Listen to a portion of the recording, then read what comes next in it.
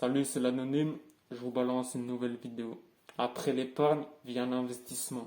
Avant de commencer la vidéo, je tiens à préciser que je ne suis pas un conseiller financier, je vous partage ma propre méthode, ma façon de faire.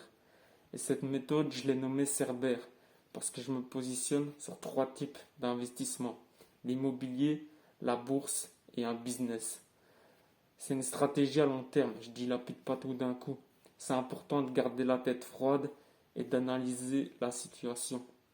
Avant d'investir, tu dois connaître ton but. Pourquoi? Pourquoi tu investis ton argent? Moi, mon but, c'est de monter l'échelle sociale, de mettre ma famille dans de bonnes conditions, de construire une lignée, un nom qui restera gravé dans le temps. C'est assez primitif comme raisonnement, mais je m'en bats les couilles. Je suis pas là pour sauver le monde, et quand je vois la gueule des révolutionnaires aujourd'hui, ça me donne pas envie.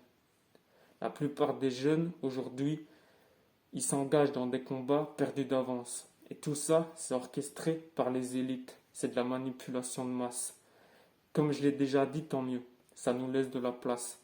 Toi, tu dois te recentrer sur toi. Développe ton esprit, développe ton corps, épargne de l'argent et ensuite investis-le.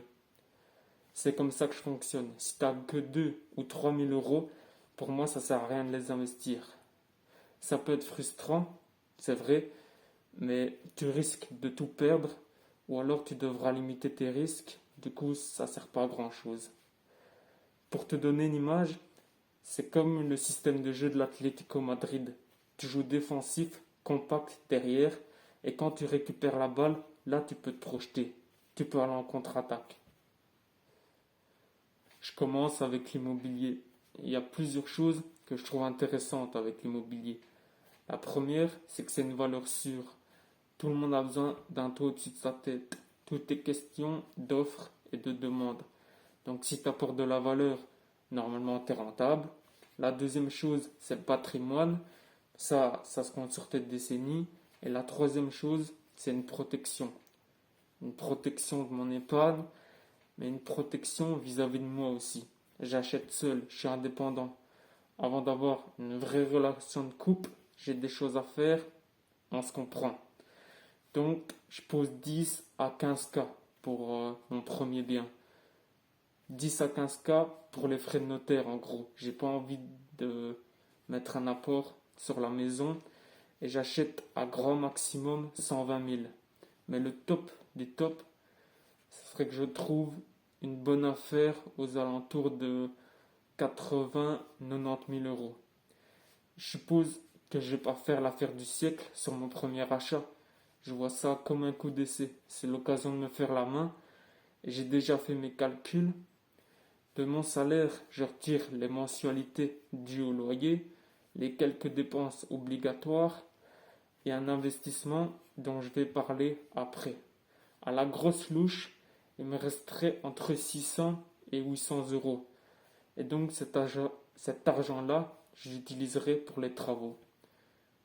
Je me donne 2 ans pour la moderniser et la mettre en location. Une fois que ça c'est fait, j'utilise la même stratégie pour un deuxième bien. Donc 10 à 15K pour les frais de notaire et mon salaire pour les travaux. Être en possession de 2 biens immobiliers avant d'acheter ma résidence principale, c'est mon objectif. Je partirai sur 300 à 500 euros de cash flow. Et ce cash flow, je le déposerai en bourse. Transition parfaite. Pour la bourse, je ne me prends pas la tête. Je prends 10% de mon salaire et je le place sur un ETF. Si tu vises long terme, tu as juste besoin de discipline. Moi, je place sur 20-25 ans. Je commence avec 200 euros et par la suite, si je sais mettre 500 euros, c'est jackpot. Je préfère perdre un peu de rendement sur la bourse, mais privilégier l'immobilier au début. Je vais vous mettre des captures d'écran, comme ça vous allez voir la différence entre un placement à 200 et un autre à 500. Et vous allez constater qu'avec 200 euros, on peut déjà avoir de bons résultats.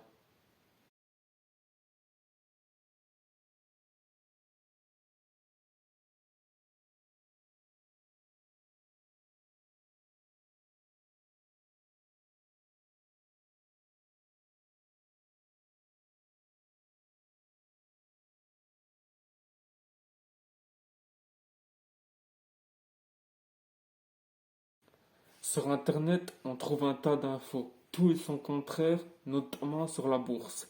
Il faut faire comme ci, il faut faire comme ça. Ah, là non, on s'est trompé, il faut faire comme ça en fait. Un tas d'infos, un tas de stratégies différentes, et si tu fais pas attention, tu tournes en bourrique. Moi, j'ai fait le choix de miser sur un ETF à long terme parce que ça me correspond. Pour le business en ligne, il y a deux choses importantes. La première, c'est le matos. Donc quand tu débutes, un PC qui fonctionne, c'est bon. Et la deuxième, c'est le réseautage, le networking. Ça demande un certain coût, certes, mais ça fait clairement la différence. Tu vas te mettre en connexion avec des mecs beaucoup plus gros que toi, qui sont en connexion avec des mecs beaucoup plus gros qu'eux. Et là aussi, c'est préférable de viser long terme. Le plus compliqué, c'est au début. Si tu n'as pas de résultat, que tu n'as pas de vision, tu vas abandonner. Les épiphénomènes, ça existe, mais on vous montre souvent le dessus de l'iceberg. Ok, il a percé en 6 mois, mais c'était peut-être son troisième essai. Si tu n'as pas de vision, tu vas être attiré par ce qui brille. 6 mois plus tard, il y aura autre chose. En 2024, il y aura une nouvelle tendance. Et tu vas faire ta girouette. Moi, je préfère avoir des fondations solides. Combiner un business avec des investissements, c'est le bon plan. Jamais je ferai la course au like. Jamais j'irai sucer des bits ou baisser mon froc pour un brin de popularité. J'ai un taf qui me plaît, un salaire stable, je suis bien dans mon corps, bien dans ma tête et en adéquation avec mon entourage. Et tout ça me permet de mettre en place des stratégies d'investissement et de travailler sur un business en parallèle. C'est mon état d'esprit actuel. Je ferai certainement un bilan ou une mise à jour dans 2-3 ans. Je vois ça comme une vidéo d'archive un peu, où je vous emmène avec moi dans le processus. Avant de faire la conclusion et le calcul final, il faut aussi que je parle de deux bonus que j'ajoute à ma méthode. Le premier bonus, c'est l'épargne pension.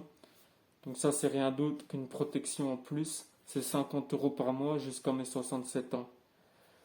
À la fin, à mes 67 ans, ça me fait une belle petite enveloppe et ça réduit les impôts, donc je prends. Et le deuxième bonus, c'est la crypto. Je fais pas le fou, j'ai compris les bases, je vais sur la crypto comme si j'allais sur une table de poker. Je vous passe les détails, mais en gros, en août 2021, je suis rentré en crypto et ça a explosé en novembre 2021. Coup de chance ou coup de flair, je sais pas. J'ai tout revendu et je me suis fait à peu près 3000 balles. Tous les jours, j'allais au distributeur, j'ai retiré du cash, ça me faisait kiffer. J'ai mis tout dans une enveloppe et je me suis dit que ça me servirait bien à quelque chose. Pour l'instant, c'est stable. Donc j'ai remis 1000 sur le Bitcoin et 1000 sur l'Ethereum et j'attends, je pose pas plus. Le jour où ça remonte à un certain seuil, je vends tout et j'utilise l'argent pour les travaux. Et là, tu remarques que tout est lié en fait. Immobilier, bourse, business, crypto, tout va ensemble. Je pourrais avoir 30, 50, 70, 100 000 euros, j'achète que de l'immobilier. En tout cas, j'apporte pour de l'immobilier. Si tout se passe correctement, à 50 ans, je peux mettre mes pantoufles. Bon, c'est pas mon but, hein. Il faut avouer que ça ferait plaisir quand même. À 50 ans, si tu as pris soin de toi, tu es encore en forme et tu as l'expérience en plus. Mes gosses, je veux qu'ils débutent dans de bonnes conditions. Et je parle pas d'argent là. Je parle de connaissances et de mindset. Une grosse famille, une fortune familiale, ça se construit sur plusieurs générations, donc il faut les éduquer correctement. Pour moi, le mot investissement, il rime avec fortune familiale, que ce soit dans la tête ou sur le compte en banque. Il y a une note que j'ajoute en plus. Si tu n'as pas de grosses sommes à investir tout de suite, mais que tu souhaites quand même investir, ce que tu peux faire, c'est du DCA en bourse ou en crypto. La bourse, c'est quand même assez sûr, assez stable. Encore une fois, ça dépend de ta stratégie. Et la crypto, ce qui est bien avec la crypto, c'est que ça peut être de l'argent entre guillemets facile, entre guillemets rapide. Mais il faut bien que tu te mettes en tête que tu peux tout perdre du jour au lendemain.